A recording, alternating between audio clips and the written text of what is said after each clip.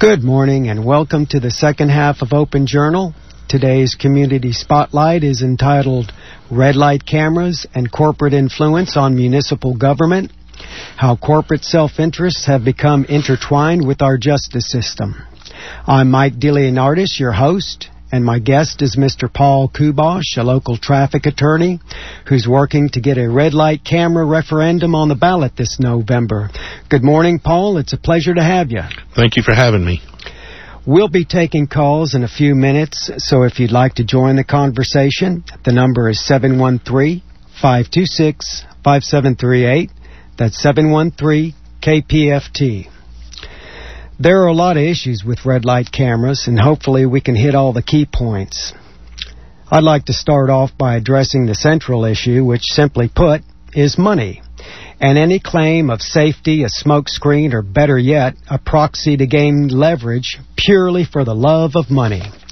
The way I see it, the implementation of these cameras here and elsewhere have nothing to do with safety and have everything to do with increasing revenue.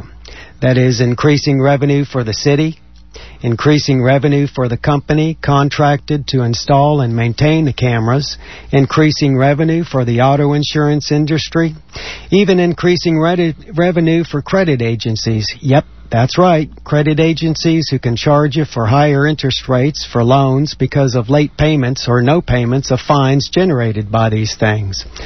There's also been some hoo-ha up in Austin where legislators have cited clauses in the state constitution that says the state gets a piece of the action. So that's what's cooking, and it smells like pork to me. And everybody wants a slice.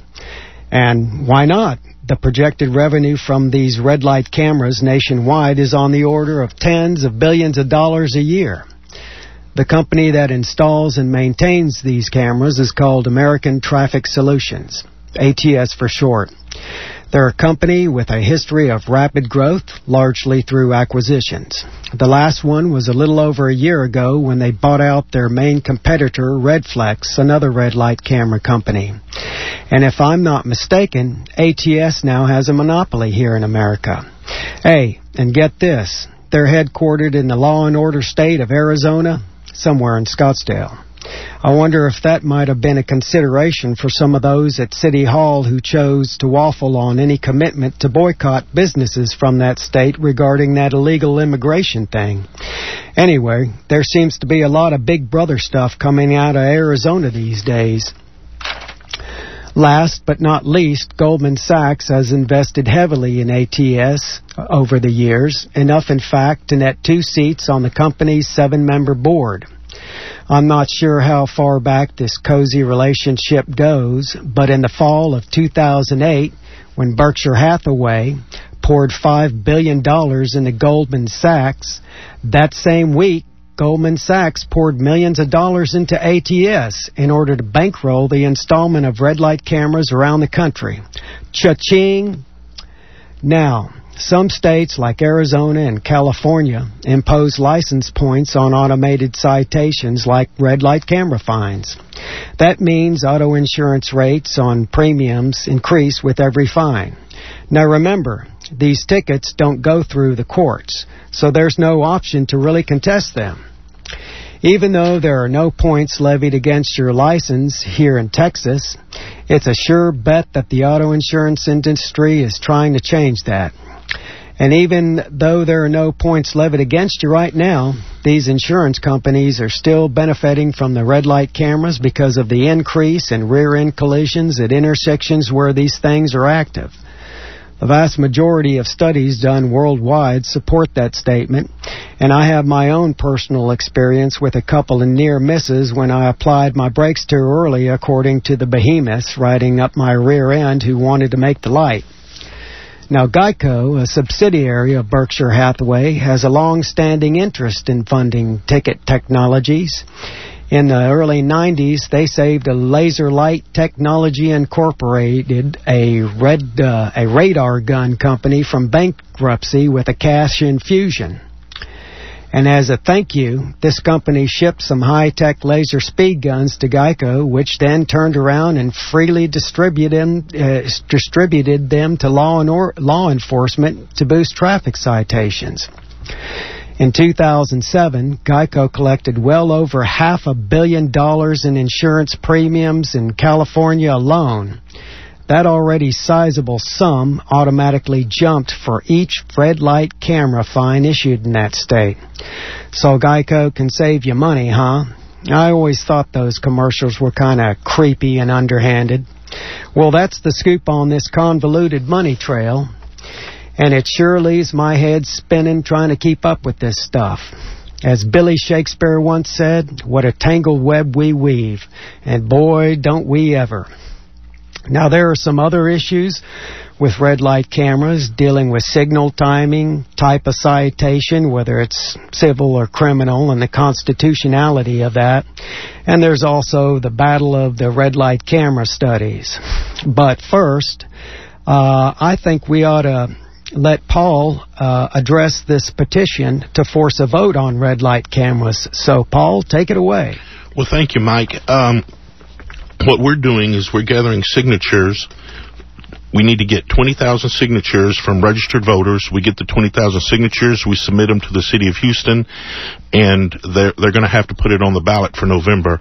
Our goal is to let the citizens decide. We want to put the power in the hands of the people. And if the listeners want to sign the petition, they can go to www.nocamerashouston.com, and they can download the petition. They can type in their name and their information pops up, sign the petition, and on the website it tells you where to mail in. And we'd also like you to join us on Facebook, Citizens Against Red Light Cameras. Okay. Well, how much time do we have to get this petition in, and how many folks you need to sign up? We need 20,000 registered voters. We've got the 20,000 signatures, but we're currently verifying the signatures to see how many of those registered voters. So the petition drive is still going on, and there's not an actual deadline, but we want to turn it in by the end of July. Okay. The statute doesn't have a deadline. You have to turn it in early enough to let the city secretary actually verify the signatures and then put it on the ballot. Very good. Let me remind the listeners that this is KPFT 90.1 FM in Houston. And the show is Red Light Cameras and Corporate Influence on Municipal Government, how corporate self-interests have become intertwined with our justice system. And, well, Paul, it looks like we got some callers in the queue. Gary, Bob, and John, would you like to take some calls? Would love to. Okay, first caller up is Gary. Gary, you're on the air. Thank you very much. I just want to mention that I appreciate what you guys are doing very much. I'm actually a member of a Stop the Cameras group in Arizona, just so I can see how they're operating. Let me just mention to the listeners that this kind of action can easily, result in good results. My understanding is they had a similar public vote that was brought forward, and it succeeded. And so now they're going to have to take all the cameras out of College Station once I guess the contract expires. I think we can do it. It's really important. Everything you said in your introduction is completely true from everything that I've read. This is a scam. It's all about money, and it's not really helping anybody in any way. Gary, thank you so much. Gary, let me update the College Station information. College Station held the vote. They were voted out. Cameras are gone. They were gone the next week. The city council attempted to side with ATS. ATS filed a lawsuit to try to block the vote, but there was a popular uprising with the residents of College Station and the city council members. They voted to pull the cameras, pull them out, and then in the recent election, 2 long-term city council members got beat. Oh, we lost? Okay. Well, Paul, I have a general question regarding this signal timing. Can you address that? Well, one of the things that you have to be careful of is the timing of the lights. 1/2 second off on a yellow light in an approach speed of, say, 50 miles an hour or an approach speed of 40 miles an hour